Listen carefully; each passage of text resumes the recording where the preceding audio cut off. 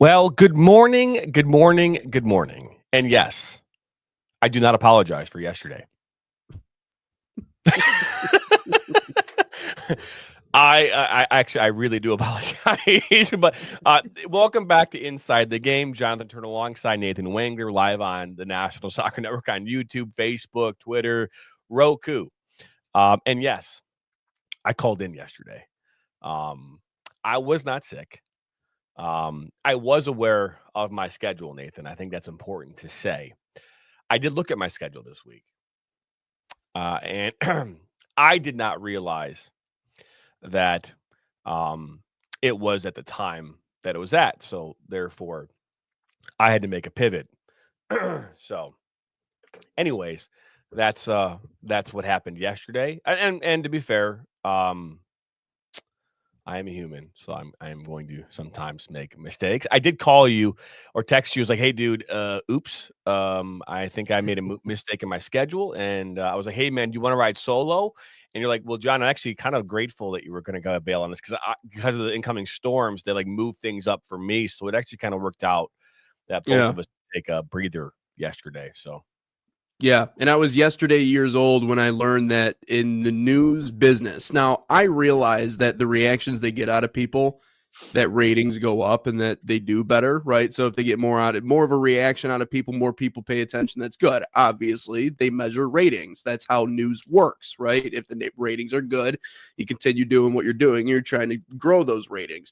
What I didn't know though was when it comes to weather specifically, they actually look to see how much of a reaction you can generate out of the public. That is actively something that they measure. I didn't realize this about TV news. So they actually go out of their way to see, well, how much of a reaction can you generate from the people in the community, mostly because just in case it is as bad as what people say it's going to be. But I think a lot of it is obviously you want more people to pay attention to what you're saying, right? So I didn't realize that that is something that they actually really focus on. And so over here on this side of the state, now I don't know how it was over on the east side, but I know really across the Midwest, it wasn't just exclusive to people over here. Like everyone was readjusting what they were doing, buying stuff, getting ready for the next snowmageddon, because apparently that's what I heard was going to happen not only yesterday, but yesterday into today. And yeah, we got a light dusting, I think, at 6 o'clock, and that was that. So they completely rearranged everything around the day to prepare for Snowmageddon, all because I don't know, some weather reporter out there told everyone that the end of worlds is coming, and we all believed him.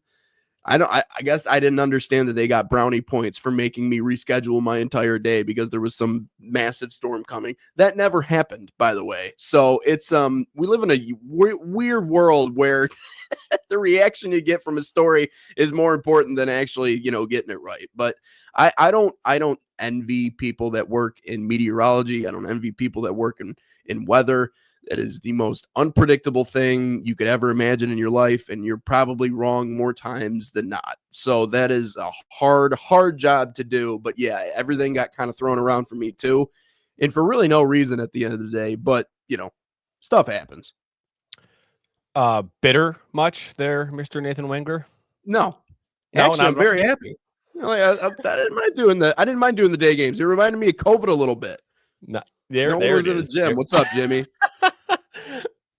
No I one was in just the gym. Peter, what's going on? and then I needed a leaf blower. Is what so I mean, hey, first things Best way first. to do it. You know, it's one of those things where we talk about. I don't even know how whether people even get their jobs. To be fair, and how they keep their jobs, because in baseball, if you are a 3 out of 10 batter, you're in the Hall of Fame, Yep. right? You have a 300 career average, you're in the Hall of Fame, right? Mm-hmm. If I was a 3 to 10 sales rep at my company, I would have been out of a job, fired, Yeah. Yeah. right? Like, Yeah. it's one of, but in the weather business, I don't know what their percentage of success is, like actually predicting like the weather. It's got to be less than 10%. It's like it's like, and I found out recently that when they say there's a chance of rain, it has nothing to do with your location. It has everything to do with like the general location of the area. So it's like, if there's like a 20% chance of rain, like in your area, the 20% doesn't mean actually your area is minor. It's like, it's something else. I don't even know how to explain it because it's so crazy to me, but I it well, just, there's other, yeah. every And there's school in other America was technicalities in there canceled too. yesterday. It's just like, yeah. Yeah. I just, Yeah. Well, in the percentage thing too also throws me off. It's not 90% of your area is going to get rain. There's a 90% chance that there will be rain in that area. Like in there's somewhere, just little, somewhere. So it's like, it just doesn't make any sense to me. It's like, I don't know how we No. can't figure this out. I mean, we're flying planes. And we if you actually can't ask figure engineers, this out. it's funny thing is you actually ask engineers, I think engineers still don't understand how flight works. They actually, I think that there's still like this thing where like, we know that by doing this, it happens, but we really don't necessarily know like how it's still, how this thing can happen. Like how a plane can go up and fly. It's like, it's A pressurized it's crazy tube. you know, that weighs thousands. I mean, we think of how much a plane might weigh. We somehow find a way. Yeah, but anyway, I don't want to go into this too much. It's gonna throw me back to a whole nother Thursday. I don't know if I want to do that today, but it is Thursday. It is the day before Valentine's Day. Okay, and tomorrow we will have a show on Valentine's Day. You know, fingers crossed. I don't have another gig that pops up, but tomorrow's Valentine's Day, and my wife and I would say we have over the years have celebrated Valentine's Day in one way or another. We tend to do it more for the kids than for us. And it's not because we don't love each other. We don't want to like talk and go out and have a date night. But to be fair, me and her, we try to do our date nights a couple times a month. And so there's nothing more special about Valentine's Day than the other dates that we might go on. I'm curious, people out there in America, is Valentine's Day important to you? Is it an important thing? I mean, is it an important thing in the relationship?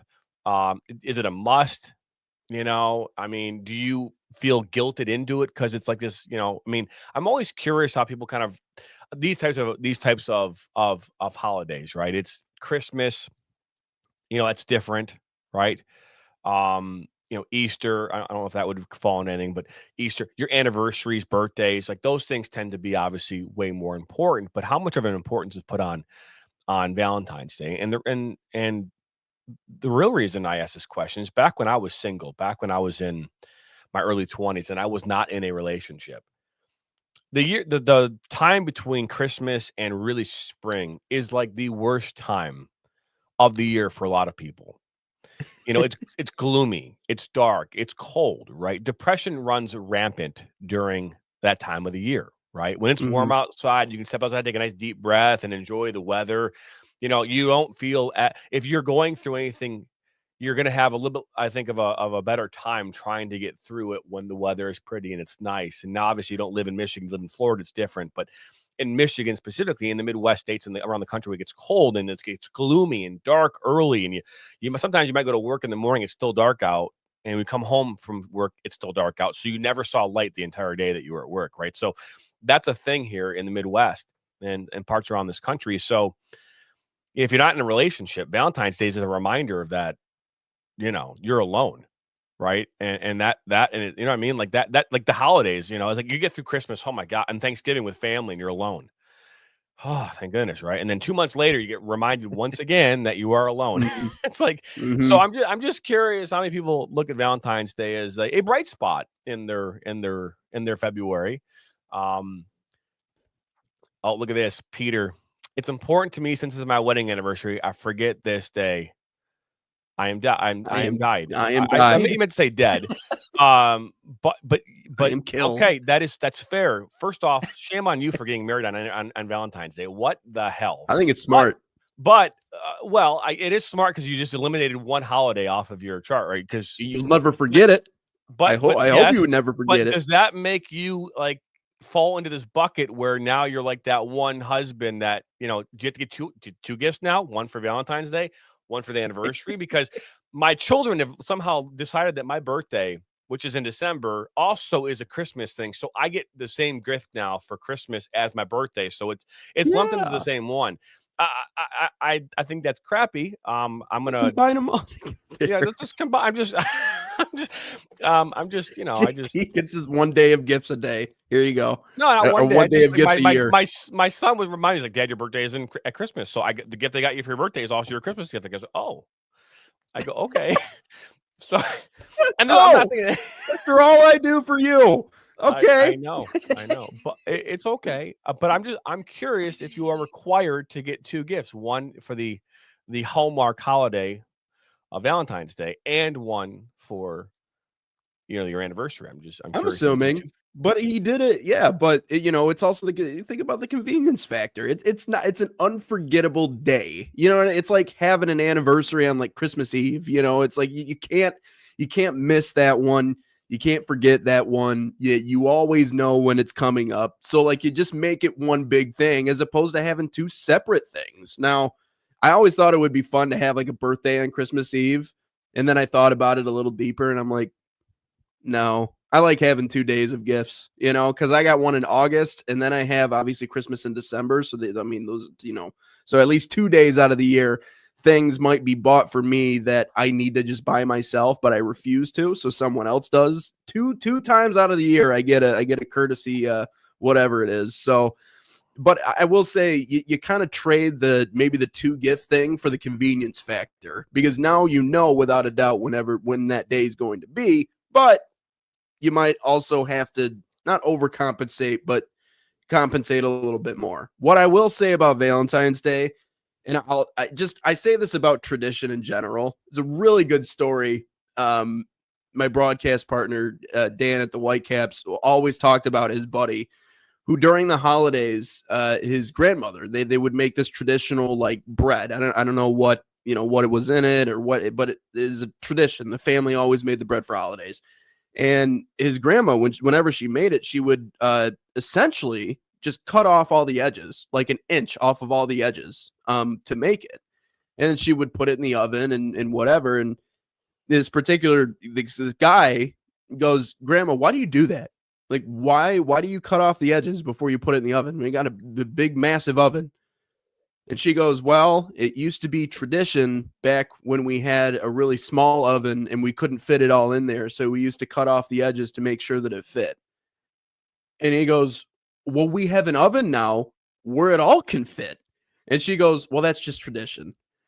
So, but you don't have to. So here's the thing. In my mind, tradition can be a little bit of a cop-out. And I think that people just stick by tradition because it's just is what it is. It's just what we do. I said the Super Bowl is the same exact thing. The Chiefs could go for the next 7 years and someone would ask me on the 7th year of Chiefs v. Eagles, times whatever, hey, are you going to come over for the Super Bowl? Are we going to have a party for the Super Bowl? Like, it's the American thing. I guess I have to, right? Like, I really don't have much of a choice here. I can't be a lame and not go to the Super Bowl party. So I will say that. But I don't think that it should be exclusive to one day that you show appreciation, right? Like if you are in a healthy, good communication, you feel good about each other, all the stuff is right, all the things are moving where they need to in the relationship. I feel like Valentine's Day shouldn't be the one day that you show appreciation. So to these people who go like above and beyond for Valentine's Day, it's like you should be just showing that a level of appreciation all year long. But I will admit, I mean, I just don't think we need more days for couples to post more stuff on social media. And maybe once upon a time when we didn't have the internet, when people would just, take their significant other out to dinner and would have a nice evening. Cool. But now I have to see a list of a bunch of people I knew from high school who have a happily married wife, a dog, a backyard, and a kid on the way. So, and I just, that's great. Good for you. I don't want to see it, but good for you. I got no interest in it. And that might make me seem like a bad guy, but I don't care, JT. I really don't. But Facebook will be alive and well, I'm sure, for Valentine's Day as it always is. So this is a good question. What's the deal with Sweetest Day? I don't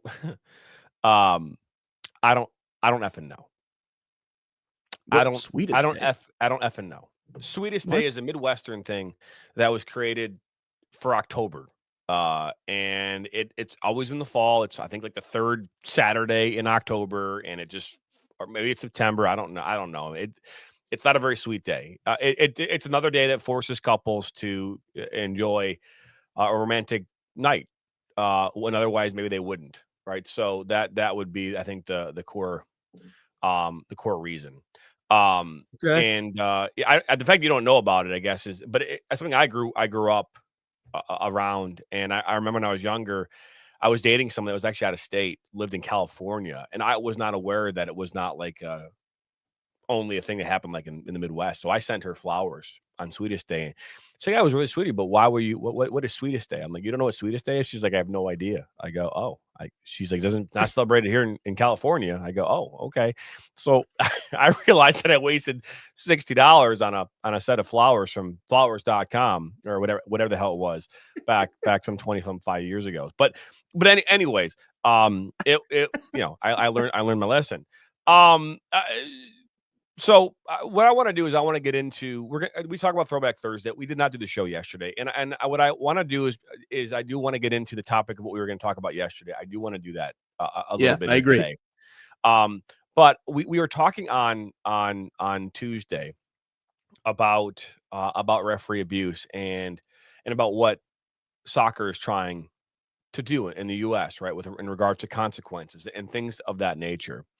So.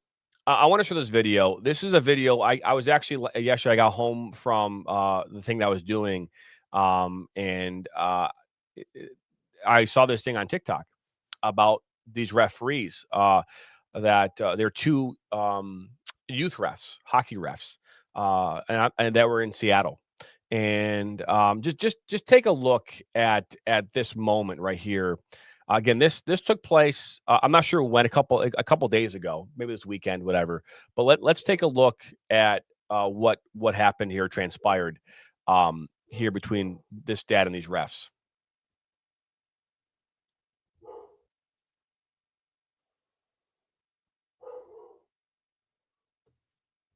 Like,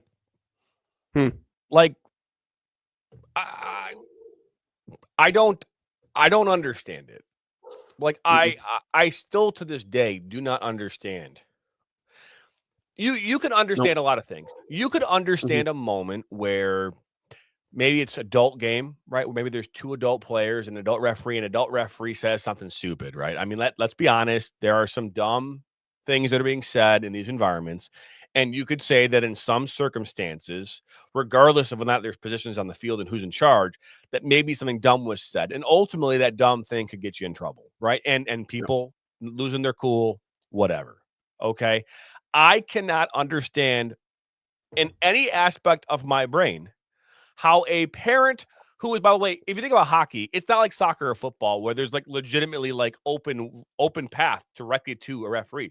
I mean, in a hockey environment, you have to go find a door to get through. Right? There's a whole process. I mean, this person had to get into the area to open the door up, get on the ice, and then from the time they got on the ice to go do this. It doesn't make any sense to me, Nate. No. It just doesn't make any sense. And again, this 13 and 14-year-old referees. That's who this person attacked. And so when people are like, what these consequences are, that right there, if that's not a lifetime ban, I don't know what is. I got a comment, oddly enough. I post the what's that?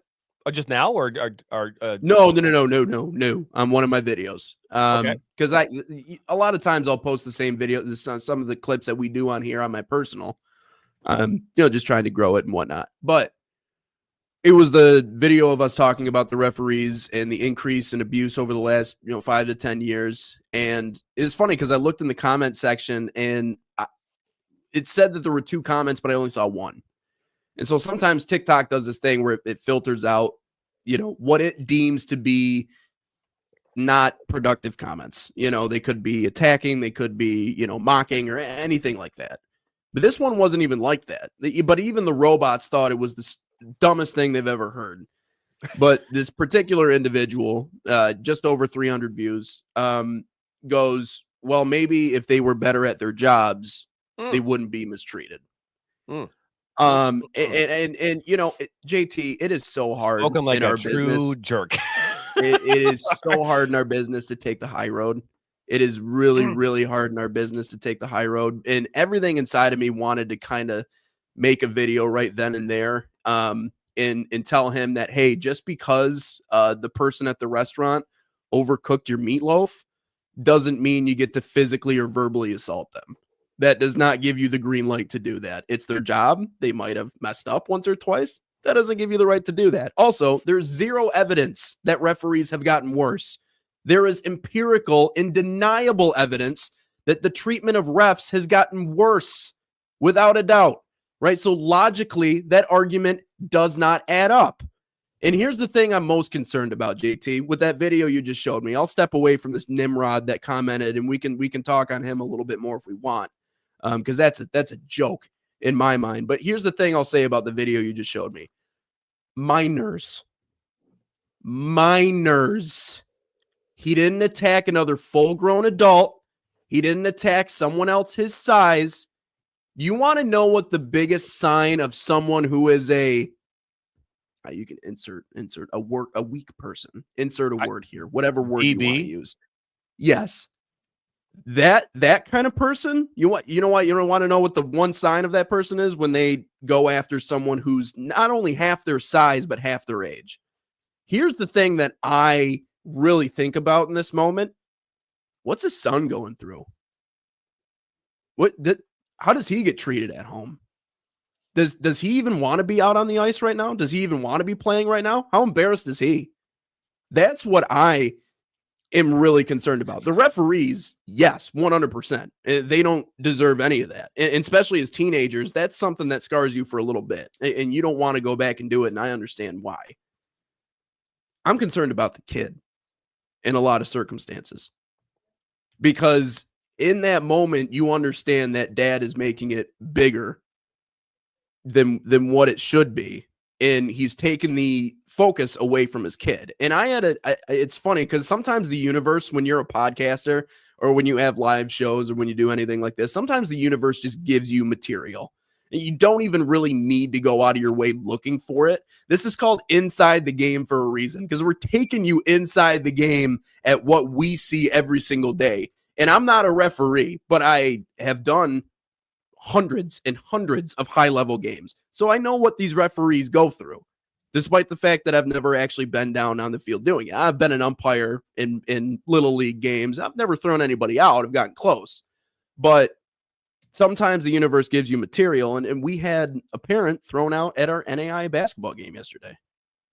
And, I mean, went out of his way to directly target and talk to specifically certain referees.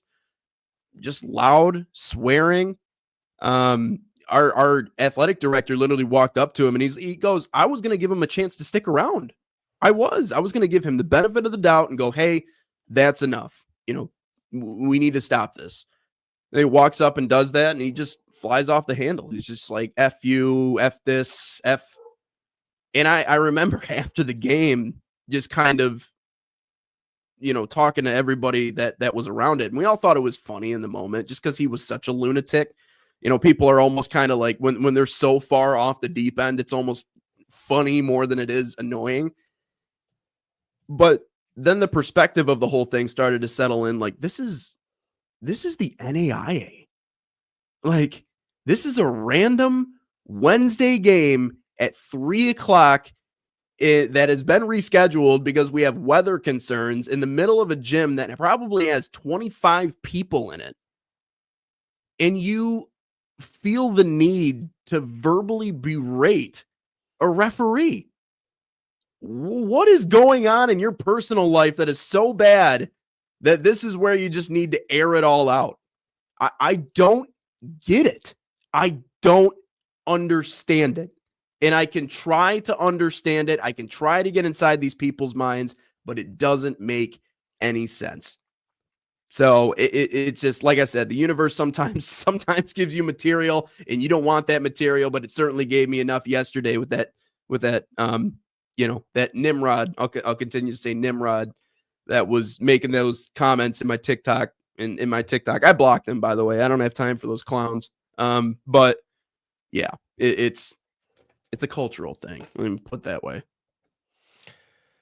Not in the sense of like the culture in which they come from, but a systemic cultural thing. Yeah, the American culture. Important. Yeah, so, I'm talking. Nobody is. Yeah, nobody. So the whole country it can get it. I think it's important to say this. Okay, so our teachers and our administrators and our team managers and anyone really involved in the process, all of them, to be fair, are equally to blame. Not because they want it to happen, but because when these things start to happen, they don't step up fast enough. Yeah. Okay, so here you're looking at right now is this is a game that took place here. I don't remember the actual year, but this is 10 years ago is when the video was posted, okay? And this is something that I remember when I was refereeing. You know, you had games where referees were going to have good, bad, or indifferent, right? This referee here, he had just given a yellow card here, okay, to this kid here. He immediately picks the ball up and he is heading over right now to go talk to, which I would imagine he's calling over the administrator for the school. Meanwhile, this parent here, obviously, these parents were all kind of in the stands, and they've been yelling at this referee. There's actually a part here where he said after the game, right? So referee is they're walking out, right? So there's 3 referees here on the field. Here comes over the administrator off to your left here. He is coming in now, administrator, game manager, whatever you want to call it. He is now coming over and telling the entire crowd that they have to leave. Okay. So they're all being told that they have to leave. Every single one of them. The guy in the hat there, he's the one who has been probably the most vocal one.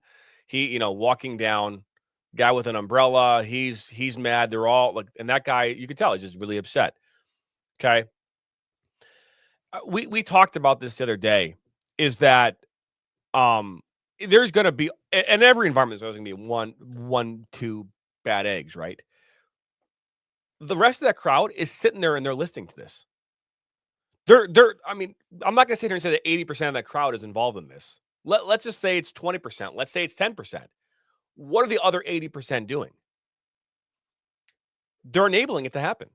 And you think this is the first thing that's ever happened? No, this is how it goes all the time, right? You've got a crowd of people, and they're all sitting there together, and they're all screaming, they're all yelling at the referee, they're all yelling. And to be fair, let's be honest, the referee is right now is the current target. But if it's a player on the other team who did something a bad tackle, that player becomes a target. Number 13, you're terrible. You're gonna, someone should slide tackle 13. They become the target. It's not just the referee, right? It'll be the coach. The coach becomes a target, right? Coach is terrible, right? Boom, right? It becomes a target.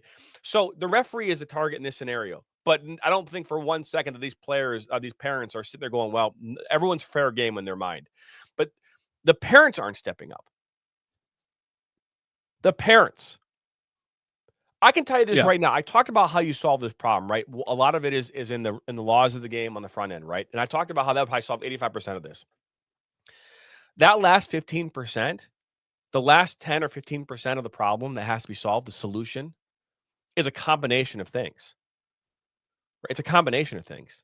And probably the most important one is peer pressure. Yeah. Probably peer pressure.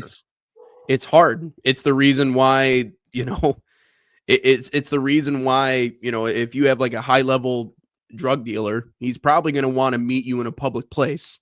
Right, because if anybody sees what's going on, they're typically not going to want. I had the best example there, Nathan. I was trying to think of different examples, right? But that's for some reason that's the one that came to my mind. Don't do that stuff, people. I don't do that stuff. I've seen movies before. Breaking what is a Bad. High level drug? That's it. That's it's in reference to Breaking Bad. Okay, they wanted to meet at Taco Cabeza, but they met in the junkyard instead. I don't know. So, but my point is that if people see something happening in a public place, they're going to assume that someone else is going to also see it and also do something about it. And so I get it from the fans' perspective that it's scary, because if you're the one that steps up and says that that's enough, let's say that no one else does. Okay, so now it's not the player that's the target or the referee that's the target. You're the target. And there was there was an older gentleman who comes to every single one of our basketball games that we do, every single one of them. And he looked over at this gentleman that I was talking about yesterday that was yelling and screaming and everything. And he flips him off because he looked at him. He's a 78-year-old guy, and he gives him the bird because he looked at him. So that's where, to me, it takes everyone. And I agree, it takes everyone to set the tone. It takes administrators. No tolerance. Okay. It takes referees. Okay, we're going to cut this off before it gets any worse. Because here's the thing. If this was happening early in the game, and I don't know how late in the game this was, those things only build. Right? You can't just let it sit and, okay, everyone will calm down. The game is constantly moving. So it's not like those feelings just all of a sudden they're there and then they just go away. Right? So administrators have to set the tone. Referees have to set the tone. Coaches have to make their expectations known. You know what I think needs to be done more, JT? I think the organizations themselves have to set the tone. Because I remember doing Little League, the last 2 years that I did Little League, there was a concentrated push by the league itself to get on parents about treatment of umpires, because we were just running out of them left and right. So I think it's on everyone to set that tone. But I will give the benefit of the doubt maybe to some of those parents who didn't say anything. It's scary, because if I'm going to be the one to stand up and be like, hey, shut up, sit down, watch the game, and nobody else wants to get up around me and do anything about it, then I become the target. Right? So no one wants to make themselves the target. So yeah, that's no, and I don't disagree with you. I get it. I understand it. It's a tough spot to be in.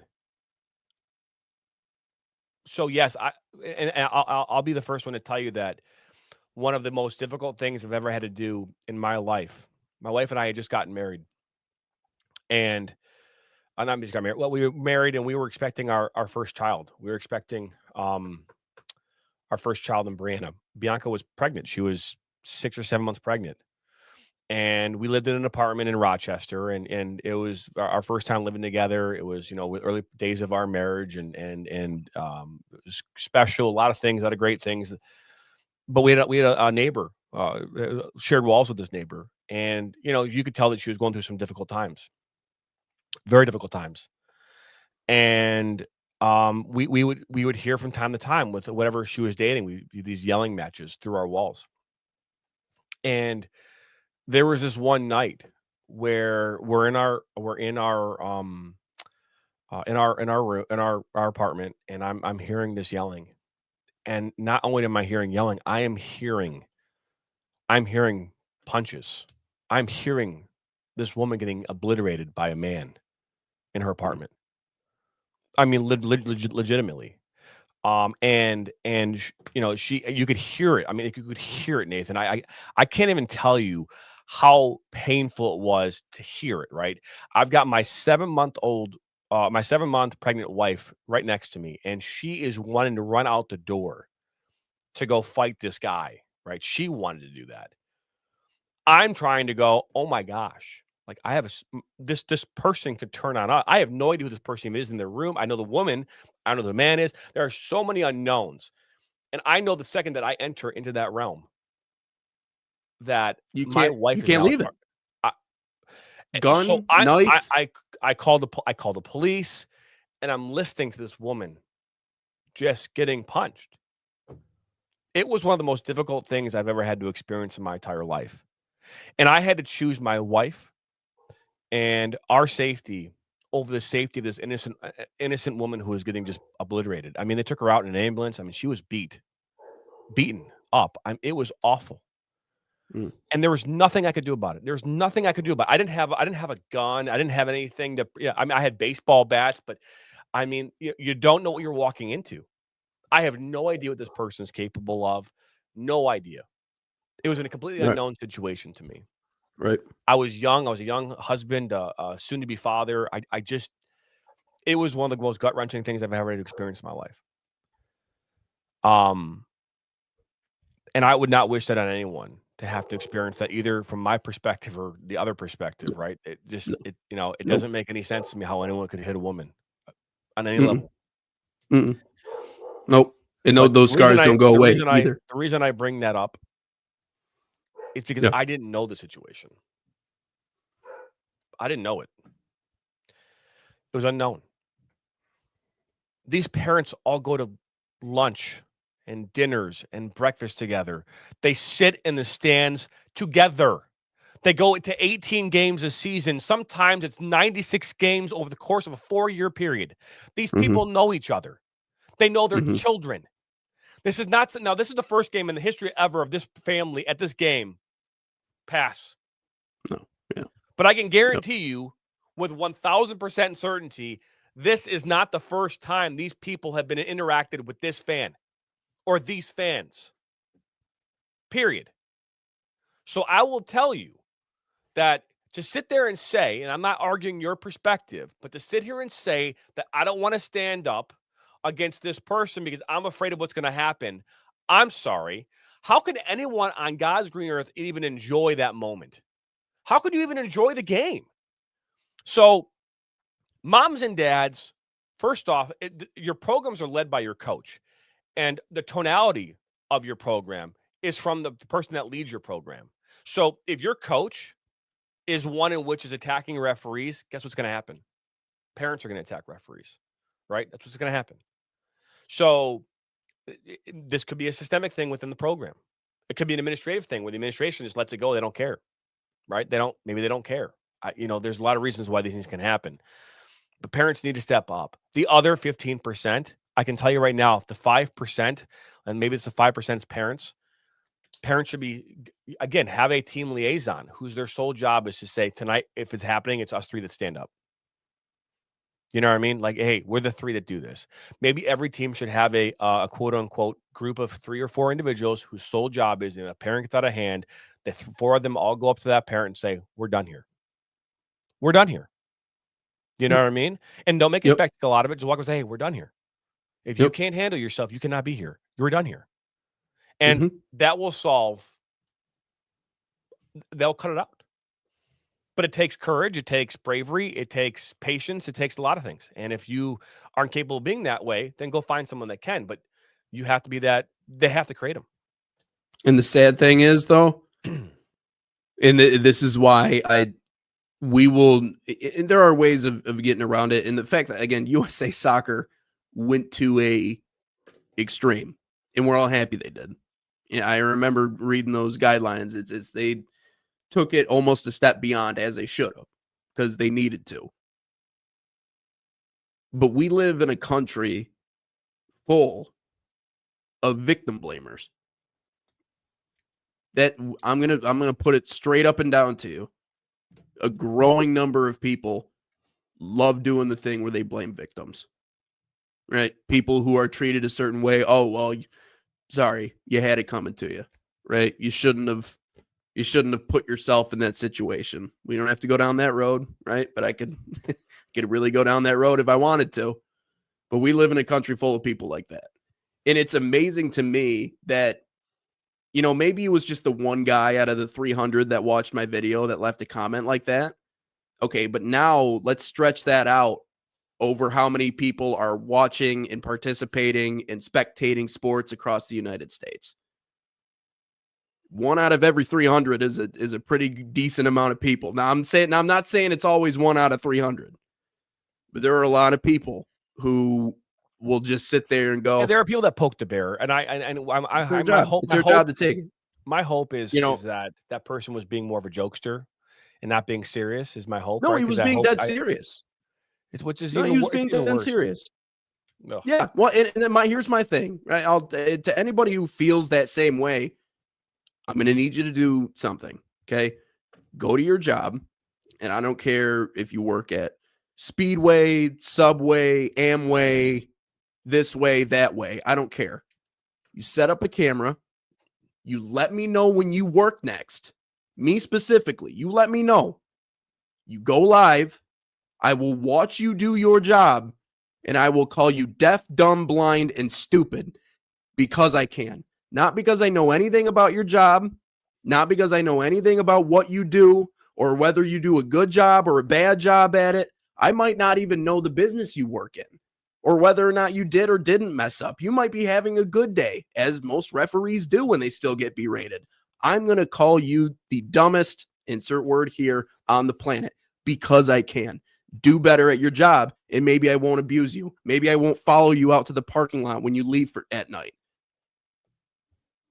Does it understand this line of logic about how they should just do their jobs better? Does it start to kind of, fall apart a little bit when you put it into that perspective? I understand that they're in the public eye. Okay. And even I get sometimes comments when I go live for some of my games, it'll be little things to just try to get through to me. I'm okay with it. I know people got to have a thick skin. I understand that. But again, it doesn't give you the right to treat people that way. No, it's very core. It's be a good person, be nice. This is a concept that we all get kind of lost on. But yeah, if you think that way, set up a camera at your work and let me watch your work and call you all sorts of names just because I can. We'll create a whole channel for it. Yeah, just because I can. But I it's that, and obviously we're gonna get some referees on here at some point in time to talk about this, and we're not saying that referees don't make mistakes. I made a ton of them. Yeah, I made a ton of mistakes. Broadcasters do too every day. And there's no doubt that that's a thing. And probably what we're going to do here, Nathan, just because of where we are with this and the emotional aspect of me and you having this conversation, we're going to talk about the roster sizes another day. So I apologize to you who are tuning in and going, "Where's the roster size conversation?" We will talk about that. This is nothing more important, at least in my mind. Right now, just based on the fact we had a conversation about this on Tuesday, and then yesterday I'm seeing a video. It makes perfect sense for us to continue down this path. And if you want to say get off your soapbox, yeah. I'm not going to get off my soapbox. I'm a parent. I am a husband. I'm a father. I mean, I have a lot of different things. I've been a referee. I take away the minor aspect of this for a second. Take away the fact that there are the abuse aspect. Remove that for a second. If you wonder why we are struggling as a nation and as a world, you don't have to look to any farther than a sideline of a soccer game or a sporting event in this country. You don't have to look. And what do you think happens when these little kids are watching what do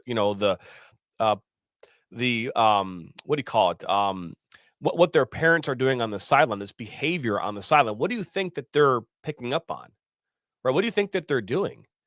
I mean, my children learn from me, whether I like it or not, everything that I do. And my wife as well, that we are good, bad, or indifferent. Whatever we do, say, act upon, my children pick up on that. So, and your behavior at these sporting events is being instilled in your children. For what purpose? Again, if your goal is to raise little, whatever you want to call it, then I guess keep doing it. And then look what we're going to be in another 15, 20 years.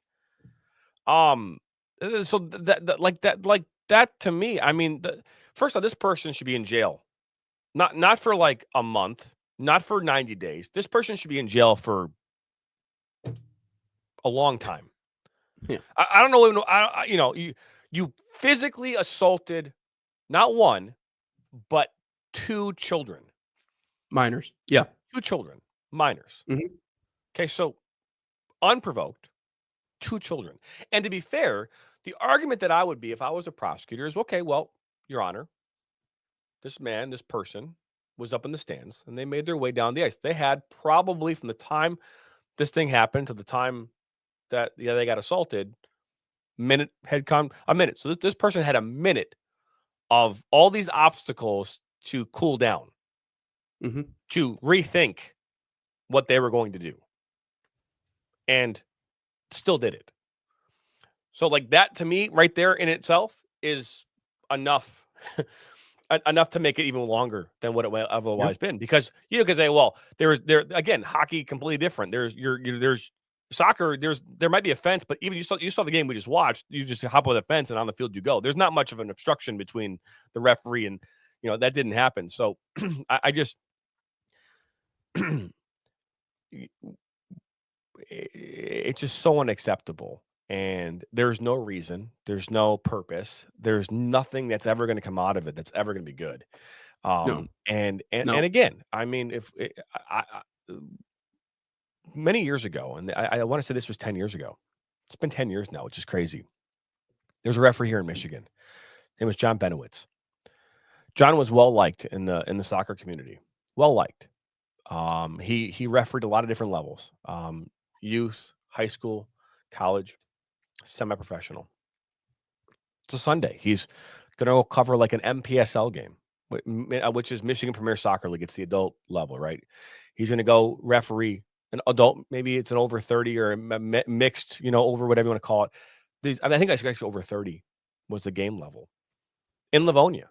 Going to go to some local elementary school field or middle school field where there's a grass field behind it. And this is where the game being played. It's between two teams. These teams are made up primarily, I believe, of Middle Eastern men. And again, that huge a huge difference. I'm just saying, it was a lot of times in these MPSL leagues, you've got a lot of heavy culture of Middle Eastern, Hispanic, just varying degrees of cultures that play in these leagues because soccer to them is life. And Sundays are like their World Cup in the MPSL. He's refereeing these teams.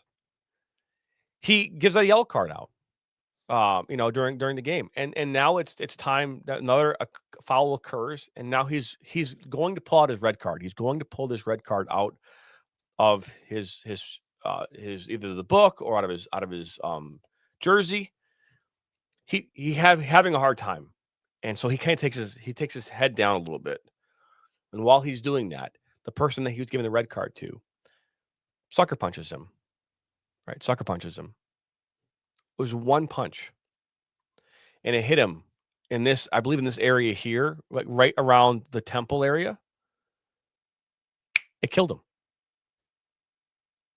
It killed him. So this man who had children, a wife, had gone to referee a game on a Sunday and did not come home. And you have to ask yourself, why would someone go? He didn't have a heart attack, right? He didn't have a car accident. He wasn't in an unfortunate moment on the way to and from, right, which led to his death. He was doing the thing that he loved, got paid to do, which most people would call this more on the hobby side, even though it is a job. It's a hobby, right? Because it's not your full-time thing. It's kind of like a hobby. You go do it, you get paid. He loved to be a part of soccer. His children were also referees.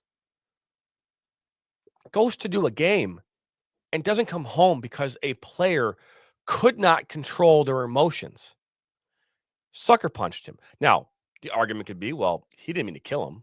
Of course he didn't mean to kill him. Of course he didn't. Doesn't make it any better. Yeah. Of course he didn't mean to. He one punch. I mean, but all it takes is one. Right? And again, for what? Because he wasn't happy with a call on a Sunday league, Sunday game day league thing where, just whatever means nothing. It just isn't like you're not like you're fighting for a world championship. You're in the middle of an MPSL no league, who cares, whatever. And this referee loses his life over this thing. And that one punch, which rang across the sports world here in the United States when it comes to soccer specifically, created a new law here in Michigan when it comes to assaulting referees, making the consequence like far greater if you assault a referee, obviously if it leads to death. And I think this person is getting 20 years in prison. Good. And again, because he didn't intend to kill him, but he did. So you're talking about manslaughter and negligent homicide. There's so many things you can put in there, and I don't have the story right in front of me, but I think you get the point. This person these people who are referees, they don't deserve this. The game of soccer, the game of sports do not deserve this. If you cannot control yourself, do not go. Yell at the TV. if you have parents who are on your sidelines who are doing this type of behavior, get in front of them and tell them to stop. Mm-hmm. Get in Either front of them. that, yeah, either that, or we don't play. It's easy as that. And that, to be fair, is not an option. Yeah. So, listen, if you want to find the one inextricable link between people who have anger issues and don't know how to control their anger and fly off the handle at simple little things, it literally all boils down to one thing: the inability to see what could come of those actions. Perspective, right? Overall perspective. How does this matter in the big picture? And I remember over Christmas break, someone asking me the question, and this is a person that, they refer to it as sports ball, right? They just don't like sports. They hate sports. They don't see the point. They're like, I don't benefit at all from it, yada, yada. And I went into the whole community and team thing, and I was like, that was really important, that all those things. But what matters more in sport is physical development. It's gaining new friends. It's having a competitive outlet. And I understand the willingness to treat every game like it's your Super Bowl, right? And some of the best athletes in the world treat everything they do like it's their Super Bowl. But when you look at things from a perspective standpoint, and as that certain individual sits in jail, prison, for the next 20 plus years, however long it is, how did you fail in that moment to have at least enough perspective to know that absolutely nothing beneficial can come of what I'm about to do? There's zero rational thought behind doing something like that. And that is the scariest part. We have a lot of people that exist that don't think about any sort of result of their actions. It just doesn't cross their mind. It's not something they think about. It's not something they consider. It's not even something that they even take a moment to stop and wonder, what will come of me doing this? Will there be any benefit? Will there be anything good that comes of it? Absolutely not. That, in my mind, is the freakiest part about some of these individuals that we're dealing with. In the high school district I live in, thanks for the comment, Peter, I have seen the student/player get ejected with a parent that is being booted. That's fair. Here's my thing about that, Peter, and I'll make this really quick. I don't think it's the kid's fault. If anything else, I think that kid's probably miserable.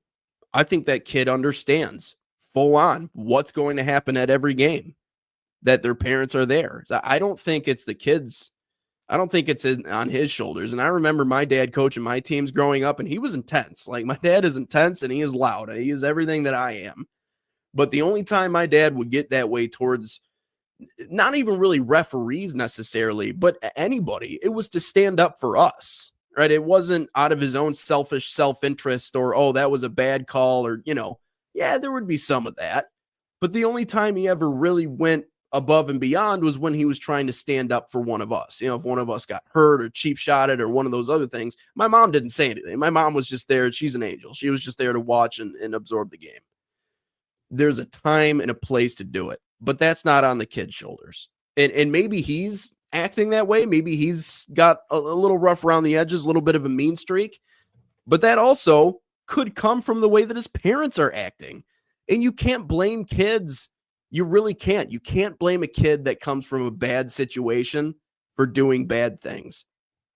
And that's the hardest thing about kids. It's like, well, he's naughty. He does these things. It's like, well, where does he learn that? He comes from a household where these things are accepted, so he doesn't know any better.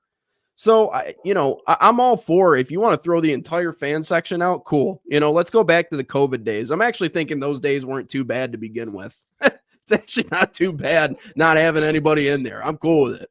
But if you want to do that, that's fine. Don't throw the kid out. Kid didn't do anything to deserve that. Unless he did. Then in that case, sure.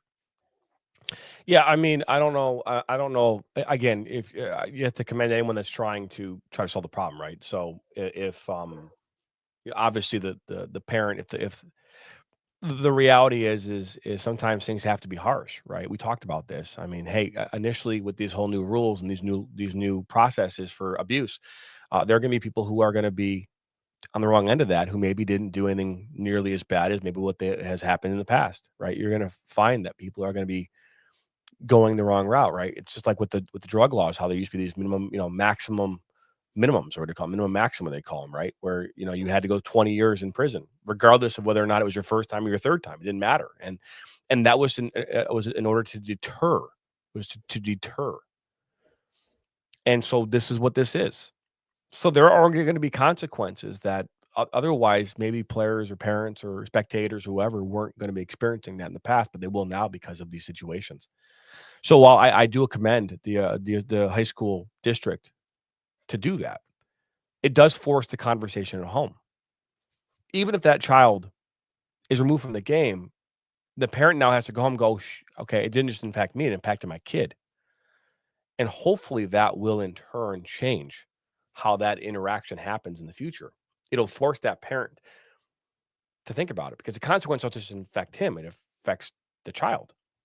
So while I don't want to see children impacted by this, if it leads to everyone in the stands seeing this parent go, and then their parent being booted the child being booted as well, parents will take a step back and go, "Oh, I don't want that."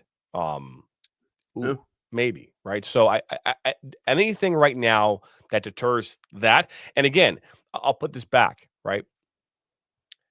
If what we just saw with the hockey, right? That dad, father, whoever it was, walk out on the ice and knock those two kids down, those two kids. If that was in place in the hockey environment, would this happen?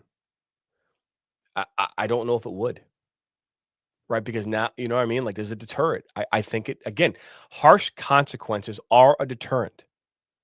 And sometimes when you see those things in front of you play out, it becomes a significant deterrent. Right. And so, it's, but yeah, I just, there's no room for this in sports. There's no room for this in soccer. There's no room for this in society. And each and every one of us can do better. That includes me. That includes you, Nathan. And we can all do better. And as part of this platform, as part of being involved in the game of soccer, you better believe that we are going to do everything we can to help solve this problem. I will happily shine a light on these knuckleheads all day long. Oh, yeah. All day long. Yep. Not about like glorifying them, but ripping them for what they're doing here. And it is it should not happen ever. No. Yeah. Youth sports is where it starts. And if kids with a lot of athletic gifts are giving up on it because of this, and I see it all the time. I saw it when I was younger. I'm seeing it now. I know a couple of specific examples right off the top of my head. And it's not always because of parents and referee treatment, but a lot of it is. A lot of it is because mom and dad not find a way to not make it about themselves. And that will result in the kid losing the love for whatever game they are every single time. Okay. It made more sense when JT explained it, Peter, that does make sense, because there are actual immediate ramifications. Now your kid's not playing, right? So the whole reason why he was there he's not playing anymore. So that would definitely turn things around. So I understand what you're saying. I kind of misread. It's a deterrent. I mean, if there's, I mean, again, and if you're, first off, you're going to the game to watch your child. So if they're not playing now, you're not going to the game. So it's like, oh boy, right? And unfortunately, as coaches, I would go up to my kids and my players and say, hey guys, you need to tell your parents you don't like hearing this stuff. Because if you say that to your parents, then maybe they won't do it anymore. We need a knucklehead of the week segment. We should probably do that. I think you're right. Highlight one of these knuckleheads. That is a wrap, though, here on number 27 We, we love anyone that participates in the show. We love who's tuning in. Keep doing it and keep sharing what we're doing here. We want to continue to have an impact, not only in the game of soccer, but the world of sports. And we're excited to continue to do this each and every day. It's a blessing. It's a pleasure. It is a privilege to be able to come here each and every day and have a conversation with you, Nathan, and with our audience about the things that are going to be impacting our children, impacting the world of sports. And we couldn't be more excited about that opportunity. But that is a wrap here on number 27. Make sure you subscribe, like us, and share us with your friends and family each and every day. And they'll be back here for more. Don't forget tomorrow night, MASL, game of the week here on our NSN. So check that out here tomorrow night, 9 p.m. right here on NSN. That'll wrap it up here. We will see you back here tomorrow morning for Valentine's Day. But so long, everybody. Jonathan Turner alongside Nathan Wangler inside the game right here on the National Soccer Network. This Friday night, Valentine's Day, the ultimate showdown in major arena soccer. It's first versus second. The Chihuahua Savages attack against the soccer's fierce defense.